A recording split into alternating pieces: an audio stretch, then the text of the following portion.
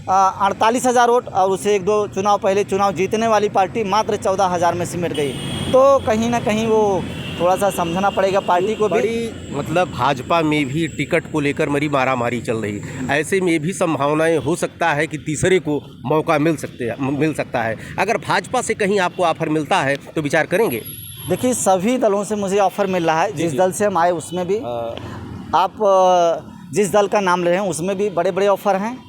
लेकिन अभी जो है ऐसी कोई योजना फ़िलहाल हमारी नहीं है। अभी पार्टी मैंने जल्दी छोड़ा, अपने लोगों से विचार विमर्श करेंगे, उसके बाद ही अगला फैसला कर पाएंगे। लेकिन आपके चैनल के माध्यम से हम एक बात माननीय सांसद जी को कहना चाहेंगे कि इस तरीके का बयानबाजी किसी भी कार्यकर्ता के खिलाफ ना करें कि हमारी कोई औकात नहीं, हम आपके कार्यकर्ता हैं, आप हमारे सांसद हैं और मैंने आपको एक वोट दिया हुआ है। इस बात को आपको नहीं बोलना चाहिए। एक एक बन करके आप अगर 1 लाख वोट से जीते हैं, अगर 1 लाख वोट मैं नहीं देता तो आप 99,000 वोट से जीतते। तो इस बात को आपको समझना पड़ेगा और हम लोगों ने रात दिन एक किया। अगर इस तरीके से बेइज्जत करोगे तो मिल्कीपुर का खास करके कोई कार्यकर्ता जो है आपके साथ, आप पे भरोसा नहीं करेगा। इतना बड़ा सब चीज़ें आप अपवाद पैदा करोगे पार्टी को लेकर के, तो वो गंदी बात है। ऐसा उनको विचार करना चाहिए।